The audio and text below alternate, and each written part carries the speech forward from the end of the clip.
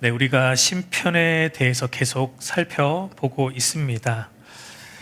오늘 읽은 이 시편 19편은 다윗의 시인데 하나님이 인간에게 자신을 스스로 드러내시는, 그러니까 이거 좀 어려운 말로 하면 하나님의 자기 계시에 대하여 쓴 시라고 말할 수 있습니다.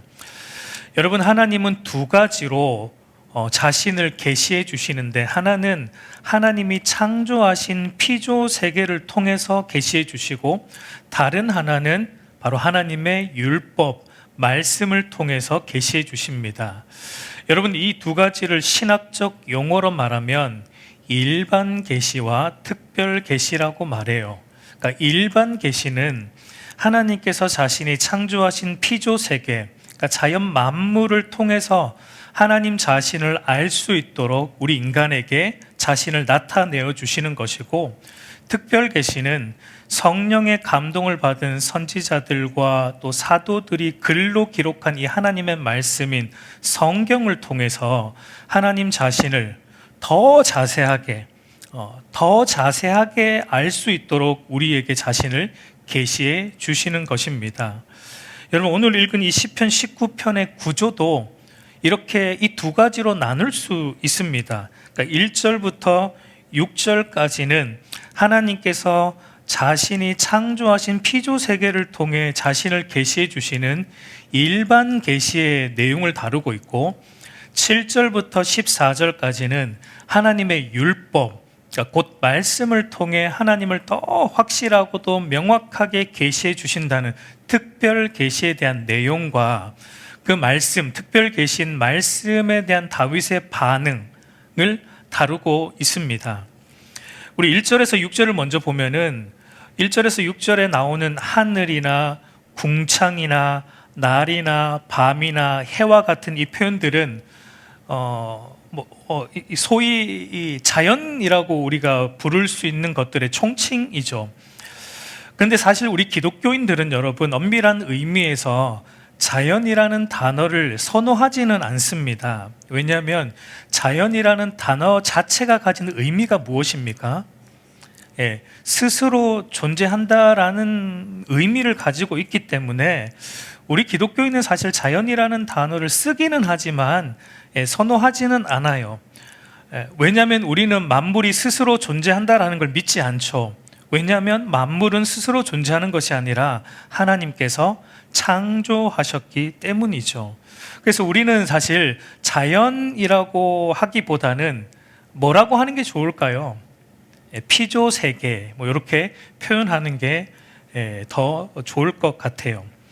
여러분, 오늘 본문을 보니까 다윗은 자연 만물, 그러니까 피조 세계를 보면서, 아마도 다윗은 여러분 왕이 되기 전에 목동이었기 때문에 들판에서 양을 치며 수많은 자연 만물 피조 세계를 보면서 이런 이제 생각을 했던 것 같아요. 그러니까 다윗은 자연 만물 피조 세계를 보니까 이 피조 세계가, 자연 만물이 인간에게 어떤 말을 걸어오고 있다라는 것을 다윗은 본 것입니다.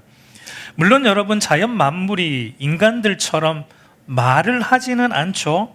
그래서 오늘 3절을 보니까 언어도 없고, 이 자연 만물에는 언어도 없고 말씀도 없으며 들리는 소리도 없다라고 말하고 있듯이, 자연 만물이 우리에게 알아들을 수 있는 언어로 우리에게 말을 걸어오지는 않습니다. 우리가 말을 하지는 않아요. 그러나 분명한 것은 뭐냐면 2절을 보면은 날은 날에게 말하고 밤은 밤에게 지식을 전하니라고 말하듯이, 자연 만물이 우리 인간에게 인간처럼 언어로 말은 하지는 않지만, 그러나 자연 만물이 우리 인간에게 어떠한 메시지를 분명하게 전달하고 있다, 말하고 있다. 언어로 말은 안 하지만 그러나 어떤 메시지를 자연 만물이 우리 인간에게 전달하고 있다라는 것을 다윗은 자연 만물을 보면서 그것을 느낀 겁니다. 자연 만물이 나에게 어떤 말을 걸어오고 있고 어떤 메시지를 전달하고 있다라는 것을 시로 표현하고 있는 거죠. 그러면 여러분, 다윗이 느끼는 자연이 지금 말을 걸어오고 있고 자연 만물이 어떤 메시지를 우리에게 전달해 주고 있는데 그것이 무엇인가? 1절에서 이제 다윗은 그것을 이렇게 표현하고 있습니다. 우리 1절만 한번 같이 읽어보겠습니다. 하늘이 하나님의 영광을 선포하고, 자연 만물이 언어로 우리에게 말하지는 않지만 그럼에도 자연 만물이 우리에게 매일 전달하는 메시지가 있는데 그게 뭐냐면 하나님의 영광과 그의 손으로 하신 일에 대해서 자연 만물이 우리 인간에게 선포하고 나타내고 있다라는 겁니다. 그러니까 하나님께서 자신의 무한한 능력과 지혜로서 이 모든 피조 세계를 하나님 보시기에 창조하셨다. 그리고 이 창조 세계 속에 그와 같은 하나님의 무한한 능력과 하나님의 무한한 지혜와 그 하나님의 영광이 분명하게 나타나고 있고 드러나고 있고 선포되고 있다라는 것을 다윗은 말하고 있습니다. 그래서 여러분, 종교개혁자 칼빈 같은 사람은 온 우주, 그러니까 모든 피조 세계는 하나님의 영광을 보여주는 극장과 같다라고 말을 했습니다. 그러니까 여러분, 칼빈의 말에 의하면 저와 여러분은 매일 영화를 보고 있는 거예요. 우리가 영화관에 가면은, 극장에 가면 영화를 보지만, 그러나 사실 우리 모든 인간은 매일매일 살면서 어떠한 영화를 상영하고 있는데 그 영화 제목이 뭘까요? 우리는 아침에 눈을 뜨면 영화를 봅니다. 눈 감기까지 영화를 봅니다. 어쩌면 꿈속에서도 영화를 볼 수 있습니다. 근데 그 영화의 제목이 뭐냐면 하나님의 영광이라는 제목이에요. 자연 만물을 통해 우리에게 선포되는 하나님의 영광이라는 영화를 사실 모든 인간은 매일매일 그 영화를 상영하고 그 영화를 보는 극장 속에서, 무대 속에서 살아가고 있다라고 칼빈은 우리에게 말하고 있습니다. 여러분, 교회 강단에서 선포되는, 목회자를 통해서 선포되는 하나님에 대한 설교, 이 말씀은 사람들이 여러분 듣기 싫으면 안 들을 수 있습니다. 그러니까 조금 온 거 아니에요? 듣기 싫으면 안 들을 수 있습니다. 의도적으로 강단에서 선포되는 말씀은 사람들이 의도적으로 피할 수 있어요. 그러나 여러분, 자연 만물이 선포하는 하나님의 존재와 하나님의 살아계심과 그분의 무한한 능력과 그분의 무한한 지혜와 그분의 그 무한한 영광에 대한 설교는 누구도 피할 수 없다라는 겁니다. 왜냐하면 여러분, 모든 인간은 자연 속에서, 피조 세계 속에서 살아가며 피조 세계를 보면서 살아가기 때문입니다. 그래서 다윗은 이렇게 말하죠. 우리 4절을 보면은 그의 소리가 온 땅에 통하고 그의 말씀이 세상 끝까지 이르도다. 하나님이 해를 위하여 하늘의 장막을 베푸셨도다 라고 말합니다. 그러니까 하나님의 살아계심과 하나님의 창조주 되심과 하나님께서 모든 피조 세계를 한치의 오차도 없이 운행하신다라는 이 하나님의 위대하심에 대한 진리, 이 하나님의 영광에 대한 진리가 온 땅에 통하고 있고 온 땅에 퍼지고 있고 그리고 세상 끝까지 울려 퍼지고 있기 때문에 이 땅에 발을 딛고 사는 사람이라면 그 누구도 이런 말을 할 수 없다는 거예요. 나는 하나님을 본 적이 없다. 세상 사람들이 이 말을 여러분 많이 해요. 하나님을 보여주면 믿겠다라고 말합니다. 매일 피조세계가 하나님을 보여주고 있습니다. 그렇기 때문에 나는 하나님을 본 적이 없다라는 말을 할 수 있는 사람은 사실상 없다라는 것을 말하고 있습니다. 그리고 5절, 6절도 보면은 해는 그의 신방에서 나오는 신랑과 같고 그의 길을 달리기 기뻐하는 장사 같아서 하늘 이 끝에서 나와서 하늘 저 끝까지 운행하며 그의 열기에서 피할 자가 없도다 라고 다윗은 표현합니다. 해가 그의 신방에서 나오는 신랑과 같다. 그러니까 마치 해를 신랑으로 묘사하는데, 여러분, 신랑이 결혼을 막 한 신랑이 신부를 그리워하겠죠. 그리고 신부를 보기 위해 어떻게 갑니까? 느리게 갑니까? 천천히 갑니까? 신부를 보기 위해서 신랑이 빨리 달려가겠죠. 그러니까 마치 그런 것 같다는 거예요. 이 해가 떠오르는데 마치 이 신부를 찾는 신랑처럼 해가 이 하늘 저 끝에서 떠올라서 신부를 찾아가듯이 저 끝까지 해가 빠르게 하나님이 정한 질서의 법칙을 따라 해가 운행하면서 온 땅 가운데 그 해의 열기를 비추어 주고 그 해의 열기 아래 살아가는 인간들이 그 해의 열기를 맛보고 있는데, 그렇다면 그 해의 열기를 맛보는 인간이라면 그 누구도 나는 하나님을 모른다, 하나님을 본 적이 없다, 하나님에 대해서 나는 들어본 적이 없다라는 이와 같은 핑계는 절대 안 통한다. 하나님 앞에서 그런 핑계는 절대 안 통한다라는 것을 말하고 있습니다. 여러분, 우리가 미술관에 가면은 미술 작품이 걸려 있지 않습니까? 근데 그 미술관에 걸려 있는 미술 작품을 보면 무엇을 알 수 있습니까? 미술 작품을 보면 누가 있다라는 건 알 수 있어요. 그 그림을 그린 작가가 있다라는 걸 알 수 있습니다. 그 자리에 작가가 없을지라도 전시되어 있는 작품을 보면 이것을 그린, 이것을 만든 작가가 있다라는 건 우리가 알 수 있죠. 그리고 그 그림을 보면서 우리는 무엇을 경탄하죠? 작가의 뛰어난 실력과 그 작가의 그 놀라움에 대해서 그림을 보고 경탄합니다. 그런 것과 같은 거예요. 우리가 눈에 하나님이 안 보인다 할지라도 하나님이 만드신 이 모든 피조세계, 하나님의 작품들을 보면 하나님의 존재를 부정할 수 없다라는 겁니다. 하나님을 나는 보지 못했다라는 핑계가 안 통한다. 그래서 여러분, 사도 바울이 로마서에서 이렇게 말합니다. 우리 로마서 1장 19절 20절 한번 같이 읽어보겠습니다. 이는 하나님을 알만한 것이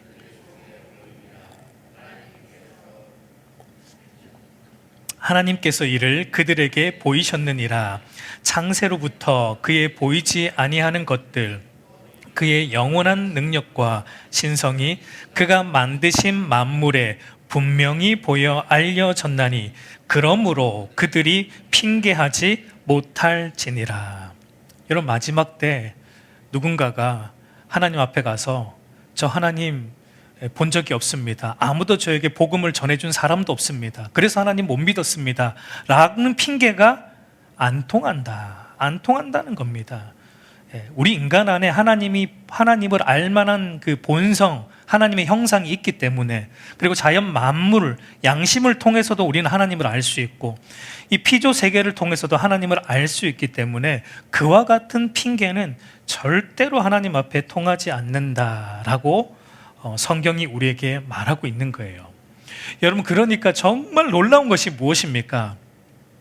정말 놀라운 것은 다윗이나 오늘 저와 여러분들처럼 자연 만물을 통해 하나님의 살아계심을 느끼고 하나님의 능력과 위대하심과 하나님의 그 무한한 지혜와 그 하나님이 자연 속에 심어놓은 그 놀라운 질서들을 저와 여러분처럼 다윗처럼 보고 있는 게 놀라운 게 아니에요. 그거 당연한 거예요. 그러니까 여러분, 진짜 놀라운 게 뭐냐면 그거를 못 보는 게, 자연 만물을 통해서 하나님의 위대하심과 하나님의 살아계심과 그 하나님의 놀라우심에 대해서 경탄하지 않고 그걸 보지 못하는, 하나님의 영광을 보지 못하고 살아가는 것이, 그게 진짜 놀라운 거예요. 그게 여러분 사실 기적 중에 기적입니다. 그런데 여러분, 이제 다윗은 그런데 이 자연 만물을 통해서도 우리가 이 하나님의 무한한 영광을 볼 수 있는데, 그런데 이 자연 만물, 일반 계시로 아는 하나님에는 부족하다라고 다윗은 말합니다.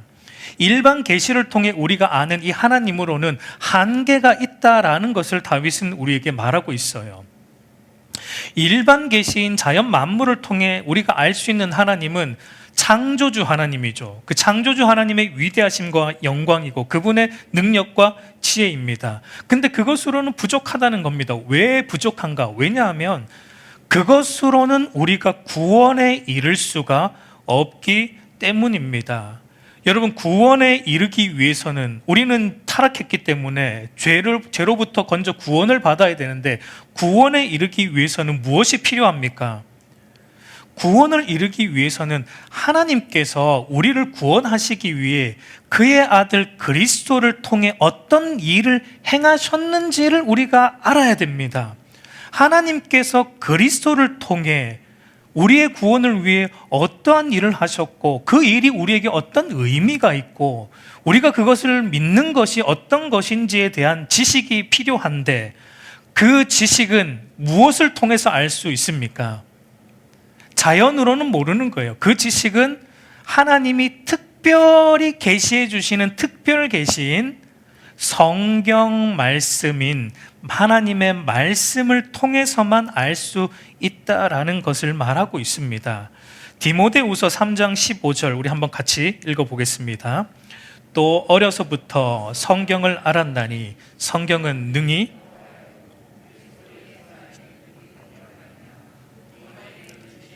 있게 하느니라. 사도 바울이 뭐라고 말합니까? 구원에 이르게 하는 지혜, 그리스도를 믿음으로 구원에 이르게 하는 지혜는 무엇을 통해? 성경을 통해, 자연 만물을 피조 세계를 통해 오지 않고 일반 계시를 통해 오지 않고 특별 계시인 성경을 통해서만 구원에 이르는 지혜가 주어진다라는 것을 말하고 있어요. 여러분, 일반 계시와 특별 계시를 좀 비유적으로 표현을 하자면 일반 계시는 바디 랭귀지와 같아요. 바디 랭귀지로 소통하는 것으로 비유할 수 있고 특별 계시는 알아들을 수 있는 언어로 소통하는 것으로 비유할 수 있습니다. 여러분, 우리가 언어가 통하지 않는 외국으로 가면은 소통을 할 때 주로 어떻게 합니까?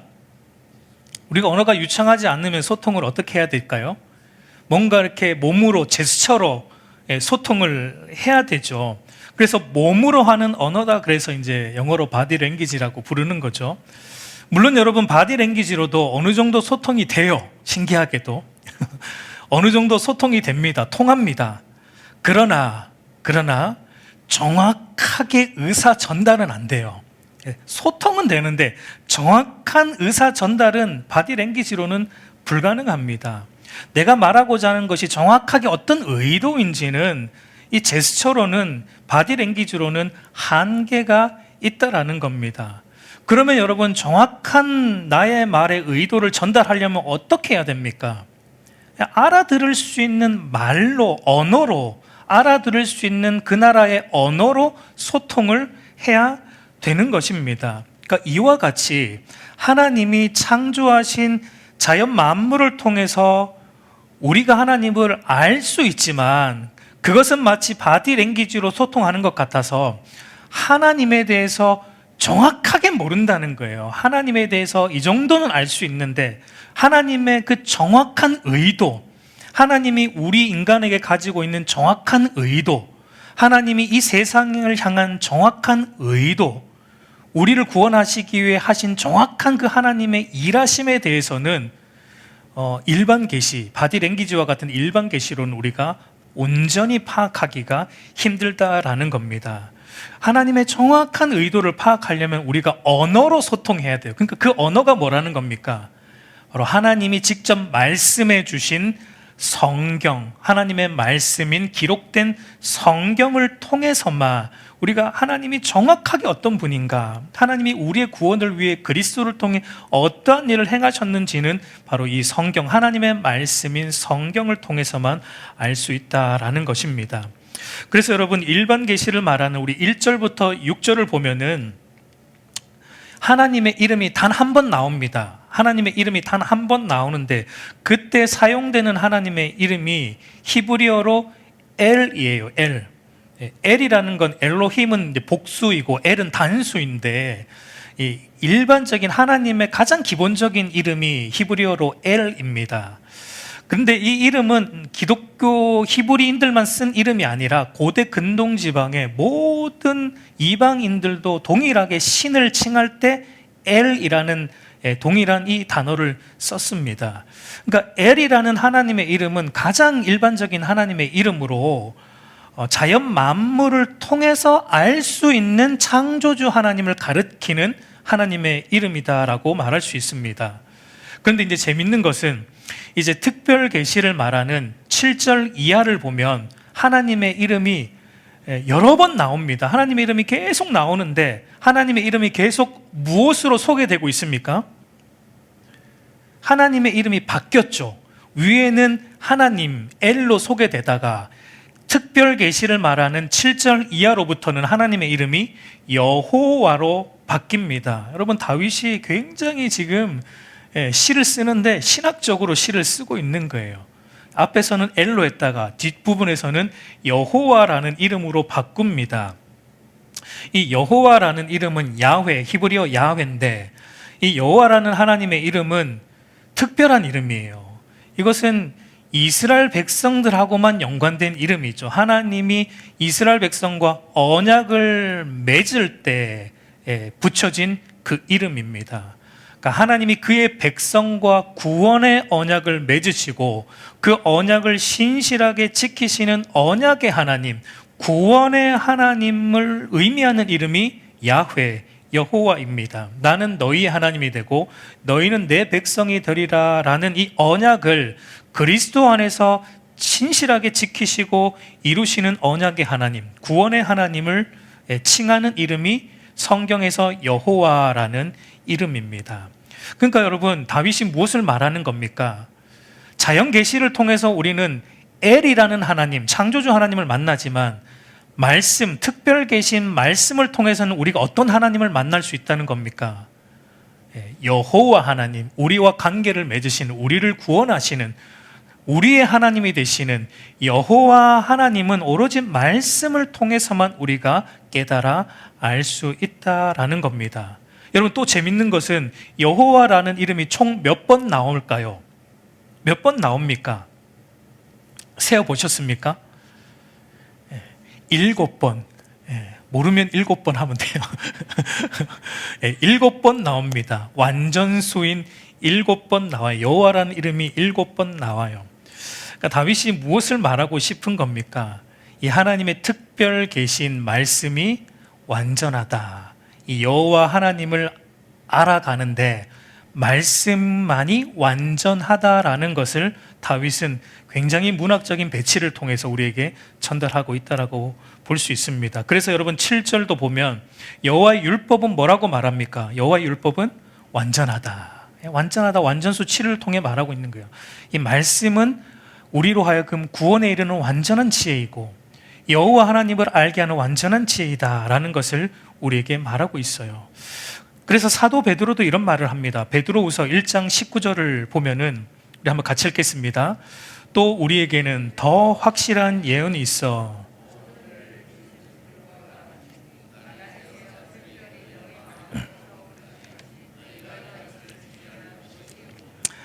여러분, 여기 보면 베드로는 더 확실한 예언이 우리에게 있다라고 말하고 있습니다.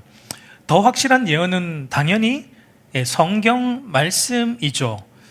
예전에 베드로 후서를 제가 강의를 했지만 여러분, 이 말씀, 이 베드로가 이 말을 하는 배경이 어떤 것이냐면 베드로는 여러분 굉장히 신비한 영적 체험을 했죠. 변화산 체험을 했습니다. 변화산에서 정말 예수 그리스도께서 영광스럽게 변화하는 그 하늘나라의 그 신비한 체험을 베드로가 했어요. 그러니까 그걸 배경으로 지금 이 말을 하는 겁니다.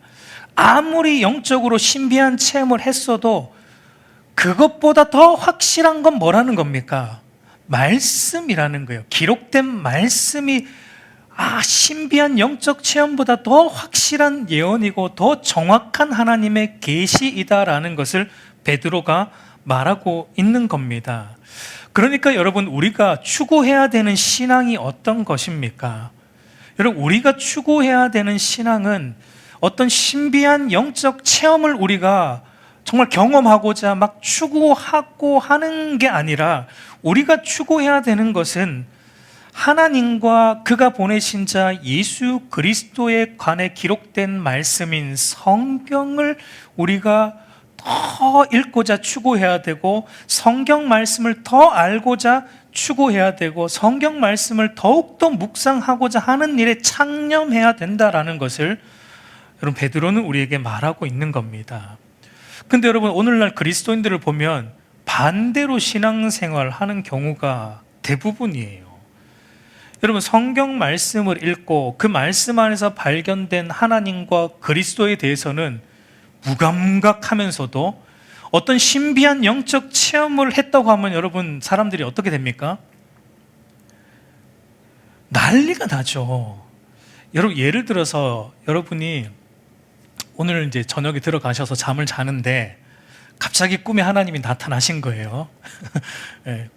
그래서 환상을, 우리의 영을 열어주시고 환상을 보여주시며 놀라운 그 천국에 대한 환상을 보여주셨다라고 가정을 해봅시다. 그런 일은 없습니다. 사실상 오늘날 그런 일은 없습니다.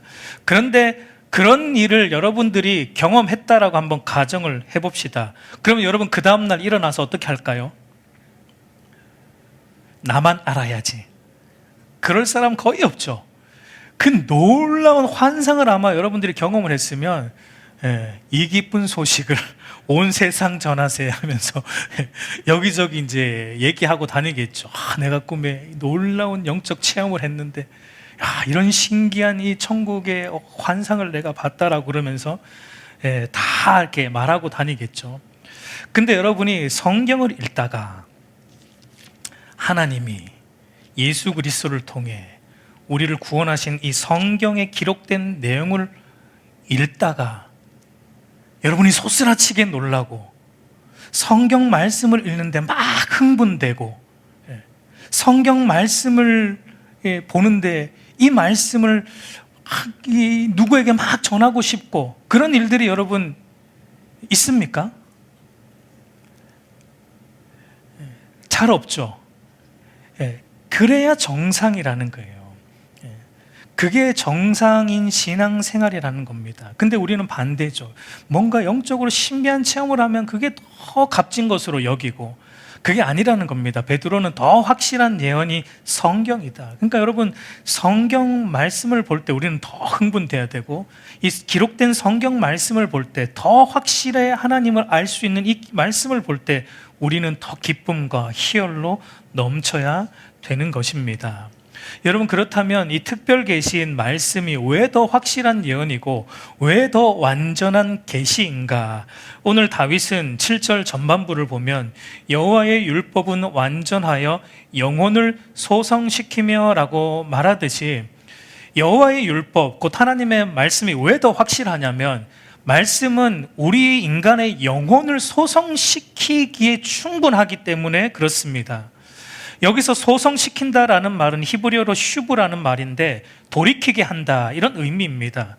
그래서 여러분, 구약에서 대부분 이 슈브라는 단어가 언제 쓰이냐면 죄로부터 돌이켜 하나님께로 다시 돌아간다, 돌아선다라는 의미, 회심을 가르키는 용어입니다.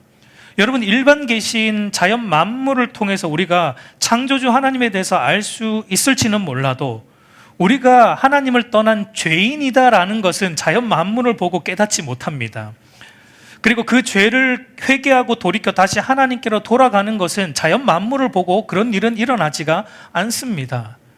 그런 일은 하나님의 말씀인 성경을 볼 때만 우리에게 일어나는 거예요. 영혼의 소생은 말씀을 통해서만 가능하기 때문에 말씀이 완전하고 더 확실한 계시이다라는 것을 말하고 있어요.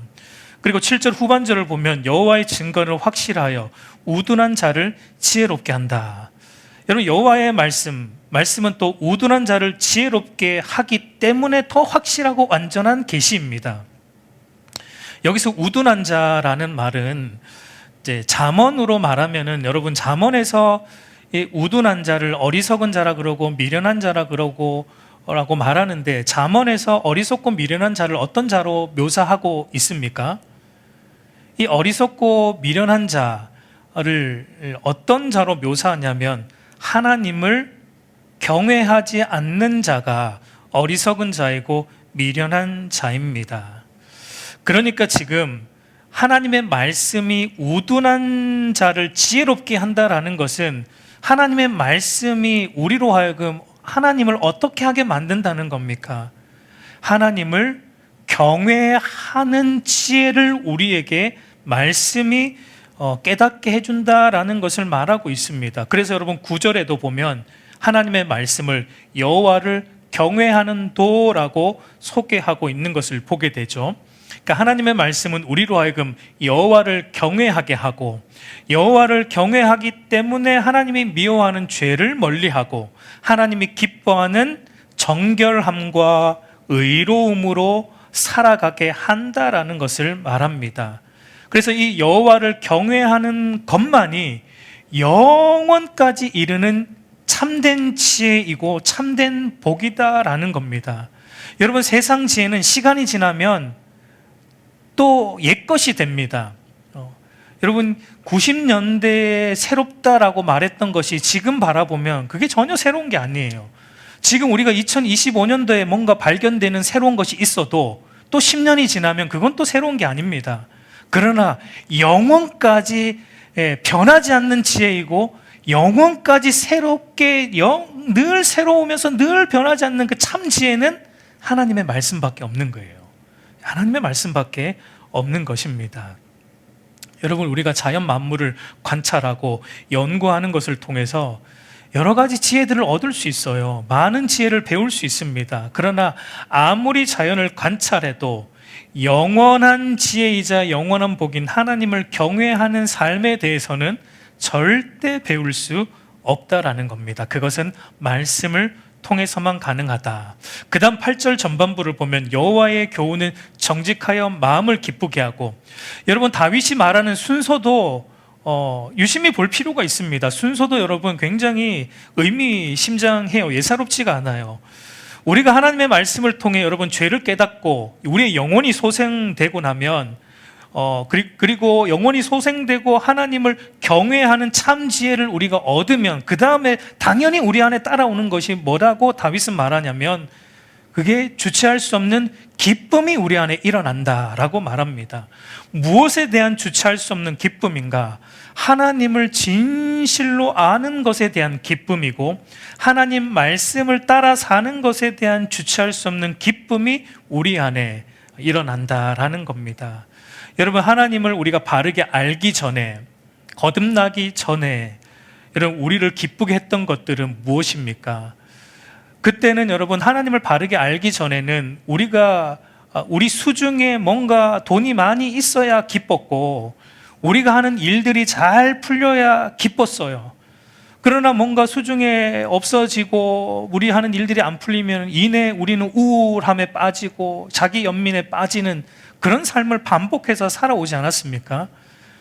그러나 하나님을 만나고 나면, 그 하나님을 말씀을 통해 바르게 알고 깨닫고 나면 이제는 그런 것과 상관없이 저와 여러분 안에 이제 마르지 않는 기쁨이, 날마다 세상이 줄 수 없는 기쁨이 우리 안에 샘솟아나게 된다라고 다윗은 말하고 있는 겁니다.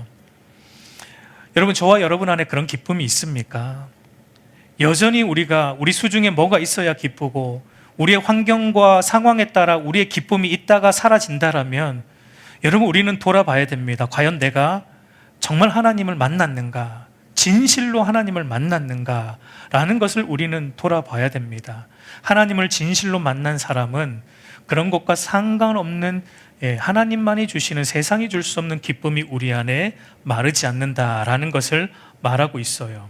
그리고 8절 후반절을 보면 여호와의 계명은 순결하여 눈을 밝게 한다라고 말하듯이 순결한 하나님 말씀은 우리의 눈을 밝혀주어 마땅히 우리가 갈 길로 가게 해주기 때문에 이 더 확실한 예언입니다.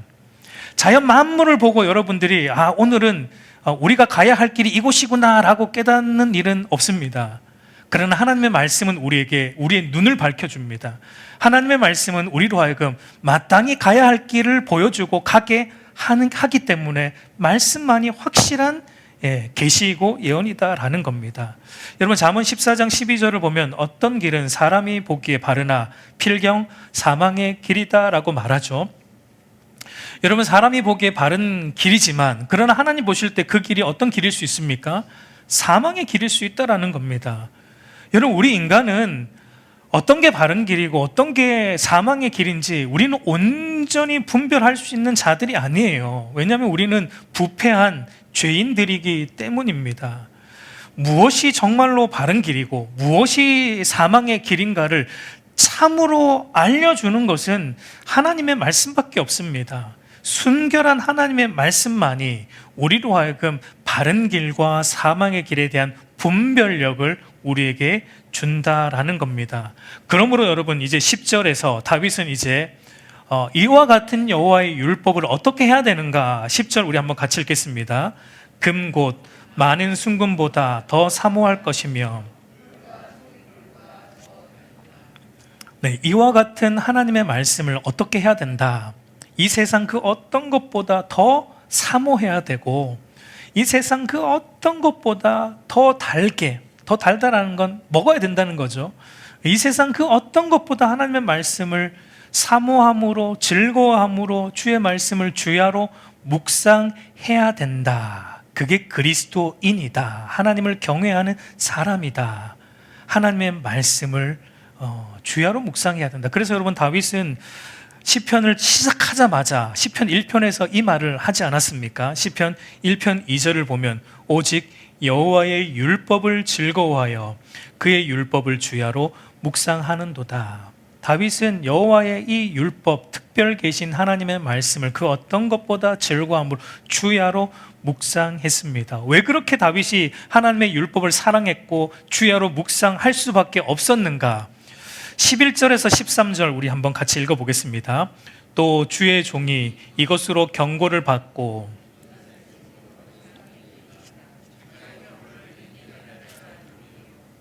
숨은 허물에서 벗어나게 하소서. 또 주의 종에게 고의로 죄를 짓지 말게 하사 그 죄가 나를 주장하지 못하게 하소서. 그리하면 내가 정직하여 큰 죄가에서 벗어나겠나이다. 여러분, 다윗은 여호와의 율법을 그 어떤 것보다 사랑했고 또 주야로 묵상한 이유가 뭔가, 오늘 다윗의 고백을 보니까 율법을 통해 다윗은 무엇을 깨닫고 있냐면 자신의 죄와 허물을 깨닫고 있습니다. 그리고 고의로 짓는 죄와 허물은 물론이고 심지어 숨겨진, 자기 안에 꽁꽁 숨겨진 죄와 허물을 율법을 통해, 말씀을 통해 깨닫고 있고, 그래서 그걸 깨달아 돌이켜 다시 하나님께로 나아가도록 말씀이 인도해 주기 때문에 다윗은 여호와의 율법을 주야로 묵상할 수밖에 없었다라는 겁니다. 그러니까 여러분, 다윗의 관심은 하나님과 어떻게 하면 더 가까이 갈 수 있을까? 어떻게 하면 내가 하나님을 더 깊이 알 수 있을까? 어떻게 하면 내가 하나님의 임재 안에 더 머물 수 있을까? 어떻게 하면 내가 더 하나님과 친밀한 교제 안에 거할 수 있을까? 여러분, 이게 다윗의 모든 관심사였습니다. 근데 여러분, 다윗이 어떻게 하면 더 하나님과 가까이 있을 수 있을까가 이게 다윗의 관심이었는데, 가만 보니까 하나님과 가까이 하고 하나님과 친밀한 그 관계 속에 머무는 것을 방해하는 게 자기 속에 있다는 걸 다윗은 깨닫는 겁니다. 말씀을 보니까 내가 하나님과 더 가까이 하고 싶은데 그걸 방해하는 게 내 안에 있다는 거예요. 그게 뭐라는 겁니까? 죄라는 거예요. 내 안에 있는 죄와 허물, 내 안에 있는 이 죄와 허물, 이 죄와 허물이 하나님과 가까이 하는 것을 방해한다라는 거예요. 그래서 다윗은 날마다 말씀 앞에 나아가서 말씀을 묵상함으로 무엇을 고백하냐면, 하나님과 친밀한 교제를 방해하는 내 안에 있는 죄와 허물 하나님 보여주십시오. 내 안에 숨겨진 죄와 허물도 하나님 다 들추어내어 주십시오. 그래서 이 죄로부터 내가 돌아설 수 있도록 하나님 말씀을 통해 말씀의 빛을 내게 비추어 주셔서 내 안에 있는 이 모든 죄와 허물을 다 쏟아내고 그 죄와 허물로부터 돌이켜서 하나님께로 더 가까이 갈 수 있도록 하나님 내 입술의 말과 내 마음의 묵상 하나님 연락해 주십시오라고 다윗이 14절에서 그렇게 기도하고 있는 것을 보게 됩니다. 그러니까 여러분, 다윗은 온통 이 하나님 생각으로 가득 차 있는 사람이에요. 어떻게 하면 하나님의 말씀을 통해 죄에서 돌이켜 더 하나님 뜻대로 내가 살 수 있을까? 어떻게 하면 이 말씀을 통해 하나님을 더 깊이 알 수 있을까? 내 안에 이 숨겨놓은 죄는 혹시 있는 것이 아닌가? 그거 찾고자 다윗은 말씀으로 들어갑니다. 근데 여러분, 우리는 말씀을 왜 봅니까? 오늘 저와 여러분은 말씀을 안 보는 게 문제긴 한데 볼 때도 왜 봅니까?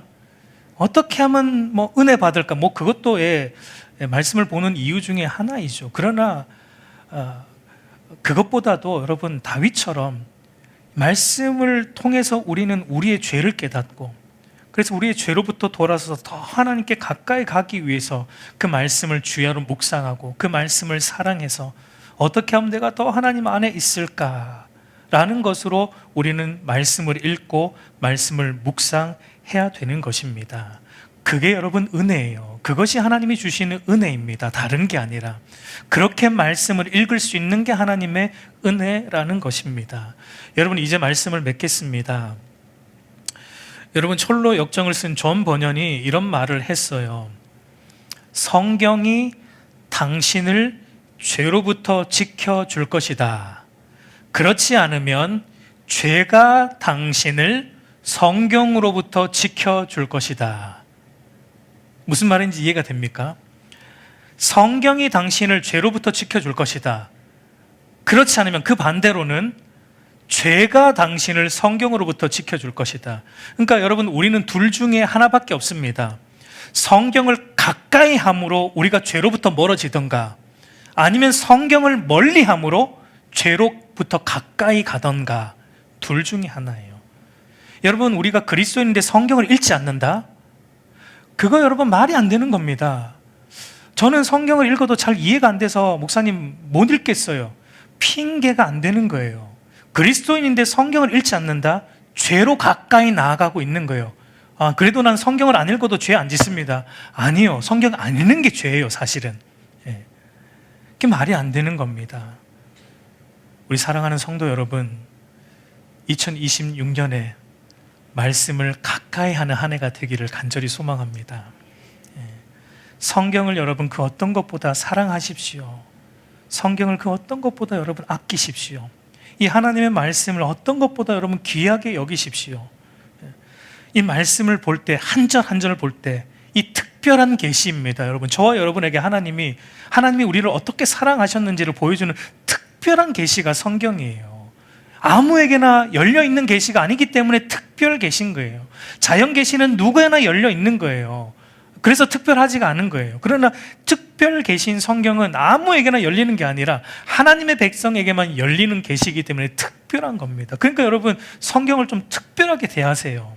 성경을 아무렇게나 대하시지 말고 특별하게 성경 하나님의 말씀을 대하고 하나님의 말씀을 귀하게 여기고 아끼고 더 말씀을 읽고 묵상하는 일에 창념하고 그 하나님의 말씀을 속으로 더 깊이 들어가는 저와 여러분이 되기를 우리 주님의 이름으로 축복합니다.